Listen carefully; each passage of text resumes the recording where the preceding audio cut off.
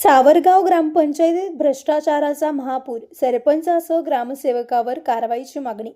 येवला तालुक्यातील सावरगाव ग्रामपंचायतीमध्ये गेल्या काही वर्षात मोठ्या प्रमाणात आर्थिक अनियमितता आणि भ्रष्टाचाराचे प्रकार घडल्याचा गंभीर आरोप ग्रामस्थांनी केलाय.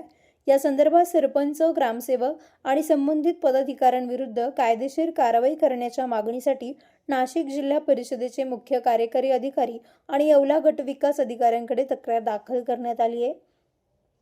तक्रारदारांच्या म्हणण्यानुसार सावरगावमध्ये प्रत्यक्ष ग्रामसभा न घेताच ग्रामसेवक आणि सदस्यांनी संगनमत करून केवळ कागदोपत्री बोगस ग्रामसभा दाखवल्यात.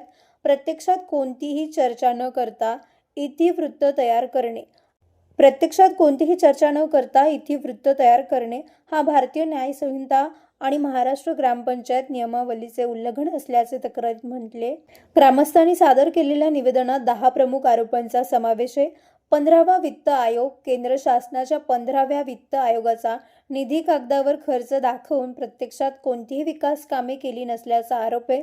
दलित वस्ती सुधार योजना, अनुसूचित जाती उपयोजनेअंतर्गत आलेला निधी इतरत्र वगळून शासनाच्या मार्गदर्शक तत्वांचे उल्लंघन करण्यात आले.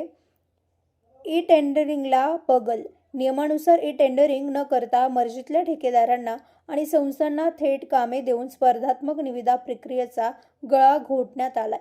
बोगस व्हाउचर, प्रत्यक्ष साहित्य खरेदी न करता किंवा कामे पूर्ण न करता खोटी व्हाउचर तयार करून शासनाचा निधी लाटण्याचे प्रकार घडलेत.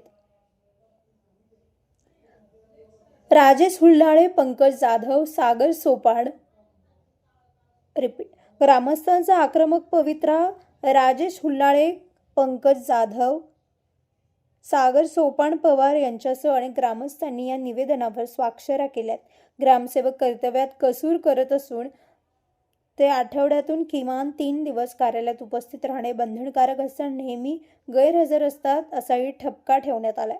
या सर्व प्रकरणाची भ्रष्टाचार प्रतिबंधक अधिनियम 1988 आणि महाराष्ट्र ग्रामपंचायत अधिनियम 1958 अंतर्गत सखोल चौकशी करून संबंधितावर फौजदारी गुन्हे दाखल करण्याची मागणी ग्रामस्थांनी केली. मी अशोक सकाराम लोखंडे, माजी पंचायत समिती सदस्य येवला. माझे म्हणणे असे आहे की आमच्या सावरगाव ग्रामपंचायतीमध्ये साधारणतः 300-350 आदिवासी लोकसंख्या आहे. तरी आम्हाला आजपर्यंत कुठली जी निधी येते ती निधी आम्हाला कुठल्याही प्रकारच्या आमच्या एकाही आदिवासी मेंबरला विश्वासात न घेता, किंवा मी स्वतः एक तालुका जिल्हा लेवलचा पुढारी असून मलासुद्धा विश्वासात न घेता आमची निधी भरपूर आलेली आहे आणि त्या निधीचा उपयोग कुठंतरी दुसरीकडे केला गेलेला आहे.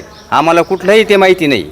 तर त्याची व्यवस्थित चौकशी सखोल झाल्या पाहिजे आणि ती चौकशी होऊन जे संबंधित जे कोणी काही गैरव्यवहार केला असेल त्यांच्यावर फौजदारी गुन्हे दाखल झाले पाहिजे आणि आम्हाला तो न्याय मिळाला पाहिजे. कारण आमची जी आदिवासी निधी ही सेपरेट असते शासनाने दिलेली.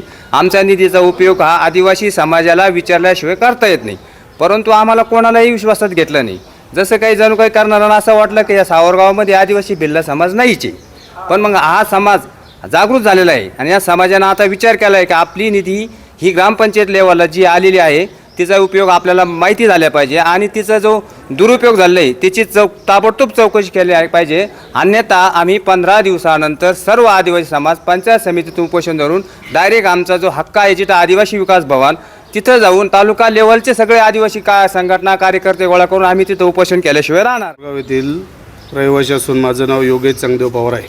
सावरगाव येथील ग्रामपंचायतीत करोडो रुपयाचा भ्रष्टाचार झाला याची मी ग्रामविकास अधिकाऱ्यांकडे माहितीच्या अधिकारात माहिती मागितली. मला उपलब्ध झाली नाही. ग्रामविकास अधिकारी सांगता की ज्याचं दप्तर उपलब्ध नाही. त्या संदर्भात आम्ही आज गटविकास अधिकाऱ्यांकडे निवेदन दिलं.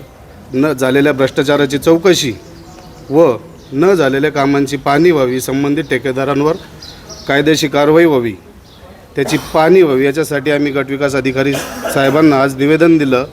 त्यांनी आम्हाला आश्वासन दिलं की आम्ही पुढील 4 दिवसात चौकशी समिती नेमून त्याची चौकशी करतो आणि तुम्हाला योग्य तो न्याय देतो.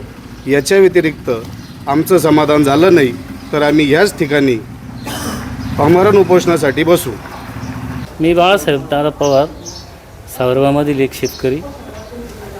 सावरगाव ग्रामपंचायतीचे बरेचसे 30-40 वर्षापासूनचं झालेलं भ्रष्टाचार आणि काही करोडो लाखो रुपयाची अनुदानं येऊन संबंधित माणसांनी किंवा संबंधित यांनी लाटलेले आहे आणि जे सरपंच आहे त्यांचे सह्या घेतलेले आहे ते अनाथ आहे. त्यांना लिहिता येत नाही, काही नाही. अशा लोकांना दडपणाखाली सह्या घेऊन लाखो रुपयाचा भ्रष्टाचार झालेला आहे. याची आम्ही BDO साहेबांना सर्व निवेदन दिलेलं आहे.